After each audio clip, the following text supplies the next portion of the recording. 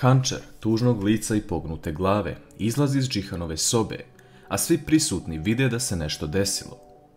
Mukader prilazi Hančer i pita je šta joj je Džihan rekao, a ona odgovara da su završili sa svim.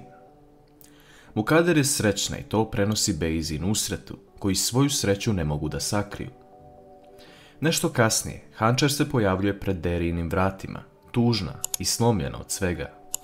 Ona ne može sebi da oprosti ovo što se desilo, jer je ona jedina kriva za Džihanovo stanje. Derija vidi da ovo može zaista da uništi život svima njima, jer Čemil želi da se razvede, a sada i Hančer nije dobra sa Džihanom. S druge strane, Fadime očekuje Meliha u vili i govori mu da ne sme ovako da se ponaša prema Sinem. Ona je snaja ove vile i njemu nije mesto da bude prijatelj sa njom i da ju udovoljava nakon svega. Melih govori da oni idu za 2 dana i želi da učini makar neko dobro delo prema Sinem. Džihan u jednom trenutku vidi da nema prsten na ruci i pita medicinsku sestru gde mu je prsten. Ona mu govori da je prsten dala njegovoj majci, a Džihan odmah želi da mu se vrati. Mukader dobije informaciju da Džihan želi prsten nazad i odlučuje da uđe da ga poseti. Mukader govori Džihanu da je pravilno postupio što je završio sa Hančer, ali on joj tada odgovara da on još nije završio sve sa njom, već da je ona odlučila da ode. Mukader mu tada vraća prsten i izlazi razočarana. Prošlo je 7 dana, Džihanu je već bolje, a Engin i Yasemin mu dolaze u posetu. Yasemin vidi da je Bejzi porastao stomak i pita je kod kog doktora ide na kontrolu. Bejza ne zna šta da odgovori, a Yasemin joj predlaže da ako želi može doći kod nje da nastavi, ali ona odbija. Čemil se pojavljuje u jednom trenutku u kući. On je ljut na Džihana, ali nakon što sazna šta se zapravo desilo, on teši Hančer govoreći da će oni uskoro otići odavde, jer je našao kupca za radnju. Derija sve to čuje i ne može da podnese, te odlučuje da ode kod Ertugrula da potraži pomoć. Vidimo da je Deriji zaista žao što se sve ovako dešava i ne može da ode od Čemila tek tako. Ona na sve načine pokušava da spasi svoj brak, ali i Hančerin. Ertugrul odmah kreće sa Derijom do Hančer kako bi popričao sa njom o svemu. Hančer izlazi jako tužna, a Ertugrul shvata da je ovo sve zbog Džihana. Ona mu govori da je ona kriva za sve i prenosi šta joj je Džihan rekao. Ertugrul ustaje i govori Hančer da krene sa njim kod Džihana kako bi popričali, ali ona to ne želi jer je strah šta će reći. Džihan zahtjeva od osoblja da ga puste iz bolnice jer želi da se leči kući.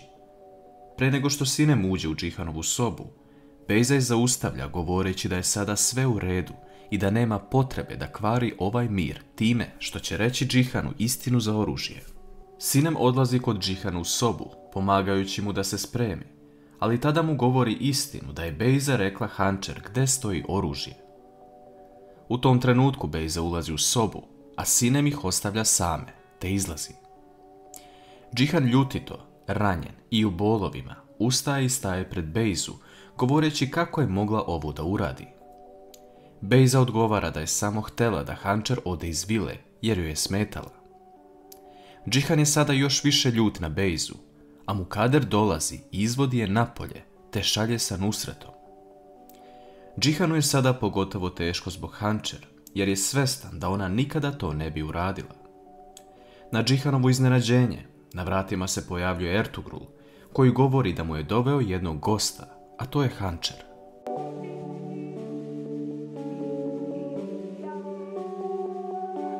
Džihan se iznenadi nakon što vidi Hančer na vratima, ali ne zna kako da reaguje na ovo. Ubrzo nakon što svi sednu da porazgovaraju, Hančer i Džihan počinju prepirku. Sve to sluša Ertugrul, koji im kaže da je dovoljno čuo i da nema potrebe da nastavljaju. Ertugrul pita Hančer da li ona želi da ju Džihan oprosti, a Džihana pita da li želi da njegova rana zaraste. On predlaže jednu stvar, a to je da prihvate njegov zahtev za sljedeće što će reći. Njih dvoje se slažu, ne znajući koji je to zahtev. Ertugrul govori da će Hančer za svoju kaznu biti kao medicinska sestra Džihanu sve dok mu rana ne zaraste, a Džihanu govori da će njegova kazna biti ta da kada mu rana zaraste, oslobodi Hančer od svega i uradi najtežu stvar, a to je oprost. Mukader u vili viče na Bejzu i govori Nusretu da se zbog njegove ćerke sve ovo desilo. Nusret vidi da mora preduzeti strožije mere, te govori Mukader da ne zaboravi šta je obećala, da će prepisati pola konaka kada se Bejza porodi. S druge strane, Derya priča sa Ertugrulom i zahvaljuje mu se za ovo što je uradio za Hančer i Džihana, ali da i ona ima problem. Derya se otvara Ertugrulu i govori da Čemil želi da se razvede od nje, zato što je krila istinu za Bejzu. Ertugrul tada zove Čemila kako bi popričao sa njim. Čemil dolazi i njih troje pričaju o svemu. Ertugrul govori kako je uradio šta je potrebno da Hančer i Džihan ostanu jedno uz drugo, jer ovo nije način da se tako rastanu. Ertugrul kreće, a Derya ga sustiže i pita zašto nije ništa rekao za nju i Čemila. Ali tada on govori da prvo zlatne narukvice pokloni nekom siromahu, pa će onda pomoći uz obećanje. Džihan ulazi u vilu sa Hančer i svi su šokirani nakon što ovo vide. Gulsum odmah prenosi Bejzi da je Hančer došla sa Džihanom, a Bejza poludi nakon što to čuje. Mukader počinje da viče na Hančer kako je imala smelosti da dođe nakon svega, ali tada je Džihan brani i govori da će ostati ovdje sve dok mu rana ne zaceli. Melih nailazi na Sinem u kuhinji i znajući da će uskoro ići iz vile, odlučuje da malo otvori emocije prema njoj. On govori da je ceo život želeo da ode i da se povuče iz svega, ali da sada želi da ostane. U tom trenutku ga Sinem zaustavlja, ali sve to vidi Gulsum i sumnja da se Melih zaljubi u Sinem. Sinem je nakon Melihovog obraćanja jako zbunjena.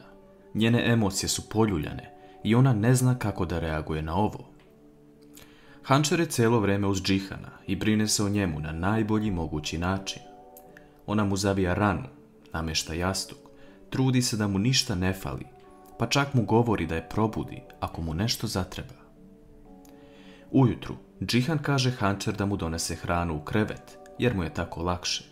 Nakon izlaska iz sobe, Hančer sreće Bejzu, koja joj govori da joj nije drago što je Hančer opet u vili i da bi trebalo da ode. Hančer joj obeća da će otići iz vile kada Džihanu bude bolje, ali ne zbog Bejze, već zbog bebe. Ona odlazi u dnevni boravak gdje svi sedaju da jedu i Sinem se u jednom trenutku počne pravdati Hančer da nije uspjela da spremi mnogo hrane, ali da je ostavila poslužavnik za Džihana. Mukader uskače u reč Sinem, govoreći da ona ne treba da se pravda Hančer, jer je ona niko u ovoj vili. Hančer govori Mukader da je ovdje samo dok Džihanu ne zaraste rana, te da će oni morati da je trpe taj period i nakon toga odlazi kod Džihana u sobu. Hančer hrani Džihana i još uvijek se odnosi prema njemu sa velikom pažnjom, ali je Džihan tada pita da li ona želi stvarno da mu rana što pre zaraste ili da obavi svoju obavezu i ode od njega.